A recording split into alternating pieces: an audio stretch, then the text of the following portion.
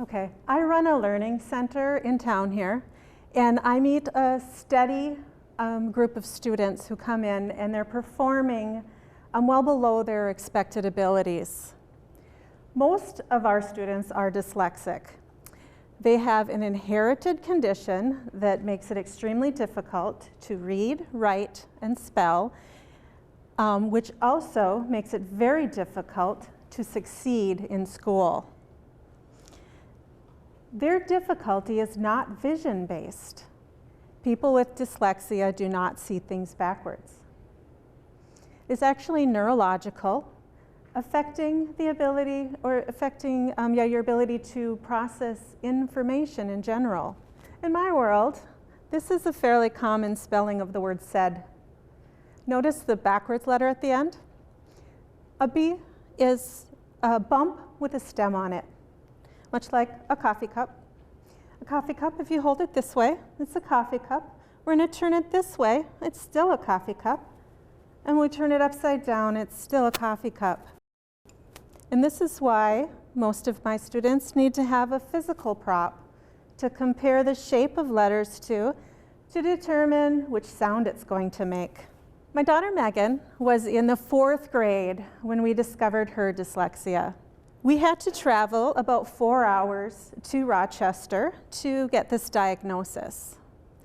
Now, despite having documentation that she has moderate to severe dyslexia and was performing way below her potential based on intelligence testing, she didn't qualify for any further services or even accommodations in school. I realized that I was going to have to be the one to teach her to read and to spell. And the goal wasn't to make progress as the school-based interventions had done. The goal was to reach grade level. Now here's the difference. The blue line shows a general progression of a class as a whole from kindergarten to 12th grade, while the orange line shows a typical progression of somebody with dyslexia. By 12th grade, we have an enormous gap in reading ability. I have helped dozens and dozens of students go from here to here using a teaching method that was developed in the 1930s and is the standard for reading intervention. But you won't find this Orton-Gillingham method in our Title I classrooms. You won't find it in special ed classrooms. Just a year ago, I brought in a special ed student. She was in the 4th grade, just the beginning of the 4th grade year, and she was reading at the mid-1st grade level. A year later now, just this week, I had her read for me 4 pages out of a Diary of a Wimpy Kid book, which is at about her grade level, the 5th grade. I had to help her read 3 words. She's a reader. These children can learn to read. Vowels are very confusing for people with dyslexia. It is difficult for them to hear the subtle differences in the sounds of vowels. In addition, vowels make many, many different sounds depending on their placement in a word and the letters that surround them within the word. Most of us learn these rules naturally by internalizing the nuances of language. We just notice things. My students do not. We have to learn each of these rules explicitly, one by one. The use of nonsense words is an excellent way to discover decoding difficulties. This word fop follows one of the most basic reading patterns, the consonant, vowel, consonant, short O in the middle. Now, I've had students up to the 10th grade who are unable to apply decoding skills to this word. Students who struggle to decode new words generally meet a wall at about 3rd or 4th grade that they just can't get past, where they can no longer rely on guessing and their intelligence to gain meaning from text. And even if you can sound out a word, it doesn't always work. B-a-o-o, bow. Now, just today, this morning, I had a girl come in, 4th grade, and she read the word call as Cal. Now, her father understands her struggle. He told me recently that he can remember the day he gave up. Now, he never had anybody to help him, and he just quit trying. Okay, on top of the confusion of vowels, we have the sight words. Now, I call them the stinky, stinky sight words because they are not sounder-outers, they don't follow any rules, and we need to remember them by taking a picture of them and storing them as an image in our brain. Now, before I knew anything about dyslexia, I thought that my daughter wasn't trying, that she wasn't paying attention. We had her tested for ADHD, which came up negative. So a typical evening in our house went something like this. Megan, spell they. Megan, pay attention. You just spelled they 2 minutes ago. Now do it again and spell it right. Now, the motto of people with dyslexia is, when in doubt, add a silent E. This didn't work, which resulted in more frustration, an explosion and anger, upsetting the baby and upsetting the whole family. And Megan felt like a failure, and I felt like a failure. I've learned a much more fun and effective way to teach sight words. Where did they go?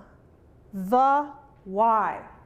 And I've gotten really good at this. I'm going to teach everyone how to spell restaurant. Okay, so when I go to the restaurant, I like to go with my friends, and we rest and we rant about how messy our kids are. And while we're sitting there, a guy walks right into the middle of the restaurant and yells, "Hey, you!" And that's how you spell restaurant. There's no correlation between intelligence scores and dyslexia. The dyslexic brain is very good, actually amazing at many things, but reading and spelling isn't one of them.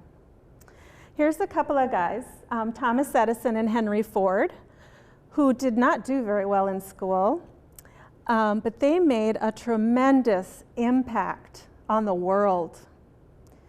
Edison's 1st grade teacher sent a note home that said, "Too stupid to learn." Now, his mother saw the genius in him and didn't give up on him. Richard Branson is an openly dyslexic person who has over 300 enterprises to his name.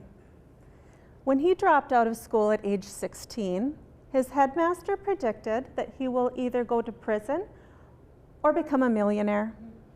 Max Brooks is the son of Mel Brooks and the late Anne Bancroft. When he was a boy, he could barely read. His mother brought all of his textbooks to recordings for the blind and had them put on cassette for him. He is now a very successful author and screenwriter. Ben Foss is a very brave man with dyslexia. He shared with the world the MRI images that showed his brain activity while reading, which was very limited, very few red dots, compared to the very active brain of the non-dyslexic while reading, which showed many, many red dots. He also invented the Intel Reader, which was one of the first text-to-voice devices available. And here's my Megan. Despite the very rocky start, She's now a B student in the 8th grade, and her future is wide open. She's just a bubbly, vivacious girl, just full of life and love. And she's not afraid to try anything. She's not afraid of failure. Now, I shudder to think about what her life may have been limited if I hadn't been able to help her. I shudder to think about what our relationship might be like now if I continue to beat her down at our dining room table every night. I've had to learn to forgive myself for thinking that she wasn't trying and she may not be capable. When children come into the Learning Center and they sit down on the bench beside me for the first time, they're scared. They'll look at me skeptical. What are you going to do that no one else has done yet? Okay? And the first thing we cover is, there will be no frustration here. I will not ask you to do anything that I haven't already given you the tools to do. Step by step, we build on success.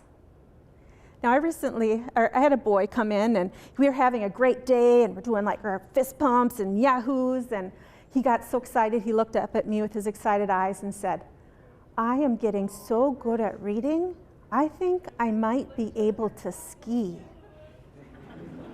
And at first I laughed too, and I thought, what in the world does the ability to read and the ability to ski have in common? But I realized, what must you possess in order to accomplish a new feat? You must have confidence. Affecting 1 in 5 people, dyslexia is the most common learning disability. It is the leading cause of reading failure and high school dropouts. It is the most common characteristic amongst children in the juvenile justice system and a common trait among prison inmates. Most people with dyslexia have not been diagnosed and don't understand their failure, a failure which could have been prevented.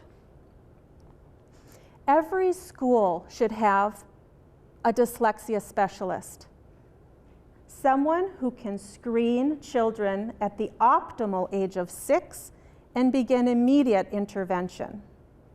These students need someone who understands their struggle and has the tools to teach them in a way that they can learn. The theme of this TEDx talk today is the journey of transition. If you look this up in the thesaurus, some of the synonyms are development, evolution, growth, progression, transformation. When you look at the antonyms, we have decline, idleness, sameness, stagnation. We must choose to make a transition into giving all children the gift of reading. Reading is the building block for all future learning. Thank you.